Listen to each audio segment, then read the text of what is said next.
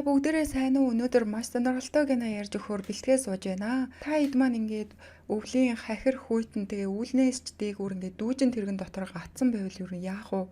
Зүгээр л амар сонсогдож байгаа зү. Тэгвэл киногоо эхлүүлцгээе. За өвлийн тэсгэм хүйтэн 5 найз цаны бааз дахь уулны оргил дээр гарч шинэ оноо өгтөхаар явж байгаагаар кино маань эхэлдэг. Он гарахаас өмнө тэд цаны бааз дээр очих гээд яарвчлан уулууд өгсөж уух юм гацуур гэрэл гээд бас чирж яваа. Дамдаа бас болоогүй зургаа дарж аваад энэ хэд одоохондоо бол үнэхээр л хөвгчлөлтөө байдаг. Энэ эмэгтэй бол Катя түүнлүү найзан залгах ба ярианаас нь бүгдээрээ энэ эрэгтэй буюу Кириллийг Катягийн найз залуу болохыг олж мэднэ. Энэ хоёрын харилцаа одоохондоо нэлээд таарамжгүй бараг л салах дээрээ тулцсан. Катяг найз нь "Чи одоо наад залууга хайцсан биз дээ. Чи юунд цуг яваа л" гин. Харин Катягийн хувьд бол шинэ он гарч байхад Кирилл ямар нэгэн муухай дурсамж огт үлдээхийг хүсээгүй. Тэгээ хамтдаа ууланд гарахаар явж байгаа юм бэлээ. Мөн Катя жирэмсэн бөгөөд энэ талаараа Кириллд огт хэлээгүй байдаг. За энэд явсаар байгаа цаны бааз дээр ирэхэд тэнд нь ажиллаж байгаа ганцхан хүн л байдаг. Хагас цагийн өмнө зогсоол хаагдсан байдаг. Уул нь Кирилл эртнээс энэ бүгдийг төлөвлөсөн боловч ирэх ёстой цагаасаа хоцроод ирсэн тул ах чинь хэдийг "За та хэд одоо буцаад яваа л" гэж байдаг. Катя ч энэ бүгдийг зохицуулчихсан шинэ оноо уулан дээр гаргана гэд төлөвлөжсөн нэлээд баяртай байсан боловч энэ бүгд нь бүтлгүүцсэн болохоор Кирилл жоохон урам нь хугарнаа. За энэ эрэхтэй бол Дэн. Ах дээр очиж мөнгө өгөөд эвтэйхэн ярилцаад тэд дүүжин тэргэнд суухаар болно. Агч дүүжин тэргэнд дотор байгаа зүйлс огт хүрч болохгүй, мөн өсөрж болохгүй гэж хэлээд түлхүүрийг Ромог их залууд өгөөд яг хаалгыг нь хаагаад явах гэтэл Кирилл дотор цүнхээ үлдээсэн байж таарсан уу яасан цүнх нь олдохгүй. Би цүнхээ аваад ирье гэхэд ах хүүч "Та нар одоо яв эсвэл буцаад бүгд бүү" гэх ба Кирилл Катя гарчих хоёулаа эндээ үлдээ гэдэгч Катя заавал шинэ оноо уулын оройдоор гаргана гэж хэлээд дүүжин тээврээс буусангүй. За ингээ Кирилл үлдэж нөгөө дөрөв нь харин дүүжин тэргээр дээш явнаа. Катя Кириллийг дээс цуг яваагүй сэтгэл санаагаар баг зэрэг унчхнаа. Ромо бол Катя тал засаж ирээл сэтэн хаяал өөрийгөө бараг л шахчих гээд үзээд байдаг.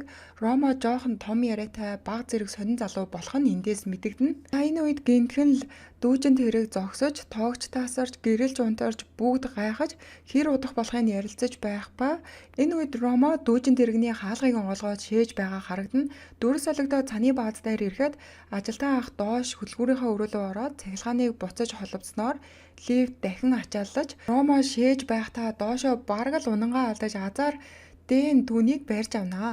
За бараг өөхөг шахсан Ромоч бараг шоконд орсон уу яасан вискиг шилээр нь угаад тэгсэн нөгөө Кириллийн хаагаад байсан цүнх тэдний авч явсан модны дор байж таардаг. Кирилл лүү Дэн залгаа цүнхийг нь олсныг гэлэхэд Кирилл цаны баазнаас буцаад буугаад явж байх ба Катяг хайчих гэж хэлээрээгээд уцаад тасалчихдаг.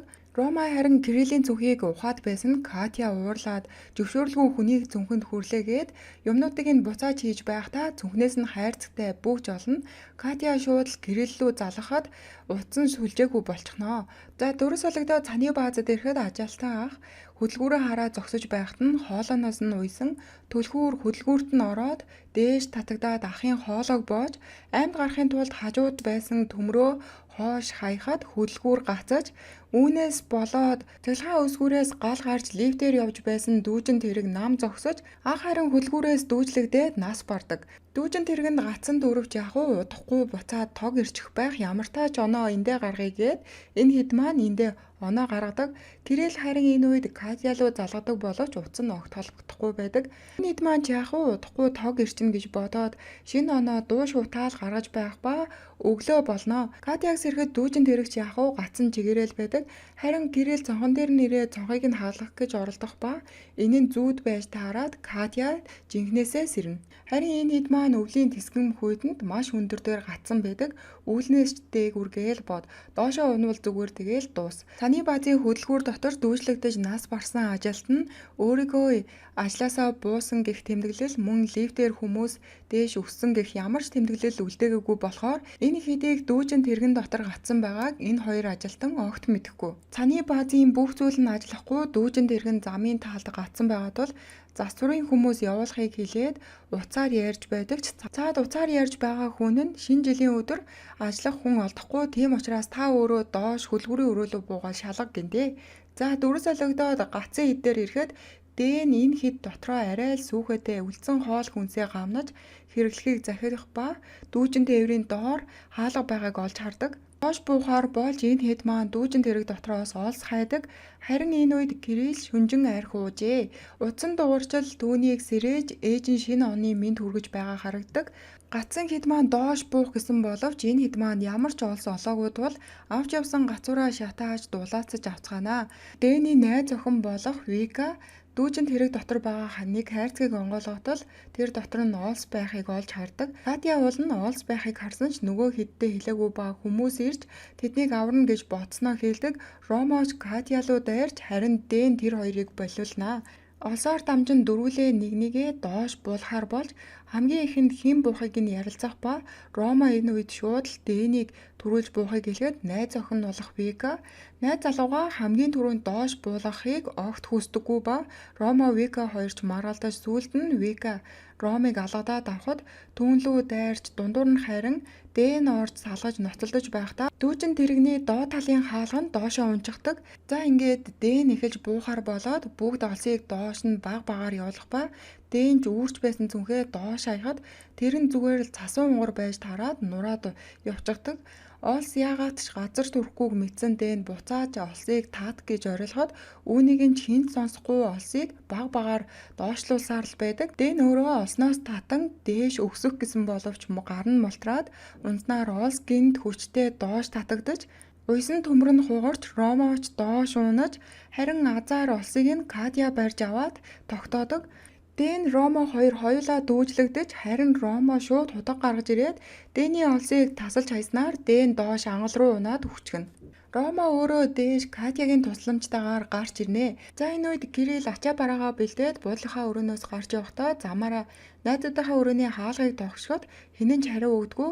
Ингээд Кирилл ямартааж нисэх буудлал руу явхаар таксинд сууж байгаа харагдаг. Дөрөс солигдоо дүүжин тэрэгэн дээр ирэхэд Вика найз залуугаа доошоо унж өгснийг мэдээд уйлаад бөө юм болох ба Рома харин тэгэхгүй бол бид бүгдээрээ өгөхөр байсан гэж байхад Вика Ромогийн хутгийг авч яг одоо найз залууг минь буцаагаад аваад ирэх ба энэ үед хөлнөөс нь маш их хэмжээний цус алдаж Вика ухаан нь балартаад доош ундаг. Уурсан төмөр Викагийн гуйны махыг тасдаж Катяс сандарч хүртгээ тайлаад цусыг тогтоох гэж оролдож Рома харин тэлээгээрээ гуйг нь боож энэ үед харин нисдэг тэрэгний дуу сонсогдож Ромо дээш гараад даллаж Катяг хурдан бамбар аваад ирэх ба Катяж бамрыг хайж нэг юм олоод дээш гартал нисдэг тэрэг буцаад явчихнаа. Ромо ч энэ үед жинхэнэ зангаа харуулж Катяг 9 шидээр нь харааж хоош түлхэж унгаахад Катя дүүжин тэрэгний хаалган дээр унаад хаалга онгоохгүй төгжигчдэг зөвхөн дотроосоо л онгодог. Дотор нь харин Вика ухаан алдсан болохоор тэдний дуудахыг огт сонсохгүй.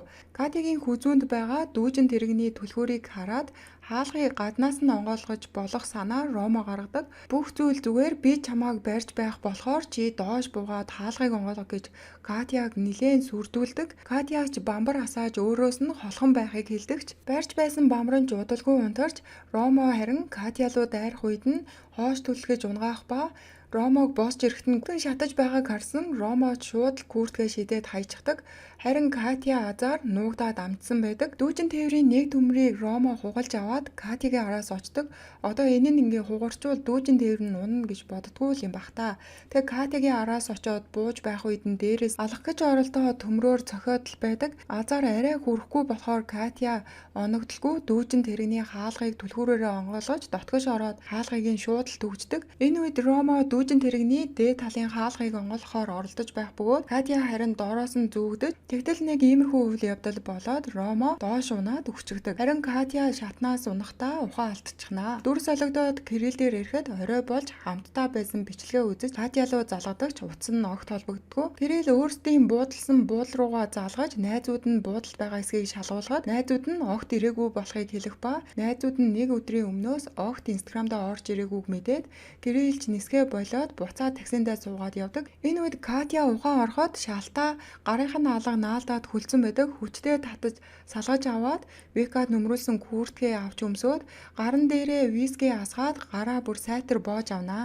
Дүүжин тэрэгний доод талын онгорхой эсгийг хааж болох бүх зүйлээр хаахыг хичээгээд гал асаах гэж оролдож арай гэж нэг гал асаагаа дулаацах санаатаа сууж байсан чинь цонхыг нэг залгуур байнга цохиж байсан ба эцэст нь цонх хагараад асаасан гал нь унтарч Катя ч энэ үед бүр галзуурхаас наавар юм болно. Утсан дээрээ Катя зөвхөн Кирилл зориулж бичлэг хийдэг өөрийг нь хайрлаж байсан мөн уучлалт хуугаа жирэмсэн болсноо хэлээд бүгжийг нь хүртэл зүүснээ харуулж би зөвшөөрч байна. Би чамтаа гэрлэх байсан баяртай хайрт минь гэснээр бичлэгээ дуусгадаг. Дүрс Кирилл дээр ирэхэд энд нь цасан шуурга болоод машин явах ямар ч боломжгүй болсон тул Кириллч таксинаас бууж ой модон дундуур цаашгүйсээр харин Катягийн утас унтарч байгаа харагданаа. Кирилл явсаар байгаа цас цэвэрлэж байсан залуутаа таараад дээш гаргаж өгөхийг гуйж тэд цаны бааз руу явхаар болдог. За Катя нэг охиныг тэрч маш их ад жаргалтай байгаа харагдана. Харин цаанаас нь Кирилл ирээд охин түүнийг ааваа гэж дуудаж энэ гуруулаа инээлдэж байх ба энэ үед нь Катягийн зүүд байж таарад Катя ухаан ороод сэрдэг. За Кириллийн зүгөөнд байсан жижигхэн шүхэр ч юм уу нэг цаасан шувуу шиг юмыг нөгөө модныхоо гэрэлтэй бөөгнүүлж аваад дээш гарах гэтэл дүүжин тээврийн нэг тал нь салж улмаар Катя цонхон дээр бүр маш хүчтэй ундаг. Шил хагарч дээрээс нь Вика унаж азар хажуу тийшээ болж амжнаа. Дүүжин тэрэг доош унахад ерөн хитгэн хормол дутуу байгаа. Катя босоод дээш гарахаар хаалгыг онгойлгох гэж оролдоод арай гэж нэг юм хаалгыг онгойлгож тэр үед Катя босоод дээш гарч чадсан уу яасан. Дүүжин тэрэг доош унаж цаны баазад дохиолол дуурж байх үед ажилтнууд нь нөгөө дүүжлэгдэж нас барсан ахын цогцыг олсон байдаг. Кирилл харин явсаар байгаа цаны баазад ирээд дотгош ороход дохиолол дуурж ажилтны эмэгтэй чааш нь уцаар ярьж байх бөгөөд нэг ажилт нь дүүжлэгдэж нас барсан байхыг олсон.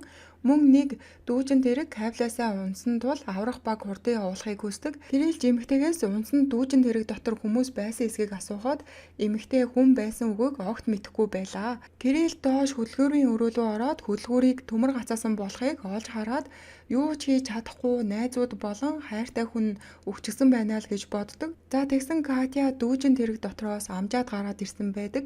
Цүнхнээсээ гэрэл болон нөгөө шүхрээ гаргаж ирээд дээш хөөргөж эцсийн боломжондоо итгээд л суудаг. Кирилл харин түүнийг нь олж хараа Катяг амьд байгааг мэдээд хөдөлгүүрт хатсан төмрийг авах гэж оролцсон боловч чаддаггүй. Эцэст нь нэг арга олж төмрийг машинаар татах ба Катя харин энэ үед баргал хөлдөж байдаг. За ашгүй төмрийг авч хөдөлгүүрийг дахин ачлуулж буцааж татнаа. Ингээд Катя өхөөгүй байх ба хөлдөлтийн байдалтай цаны бааз дээр ирж байгаагаар кино маань төгсдөг. За тэгээ сувгийг маань үзсэн бүх хүмүүстээ маш ихээр баярлалаа. Дараагийнхаа киногоор уулзцгаая. Түр баяртай.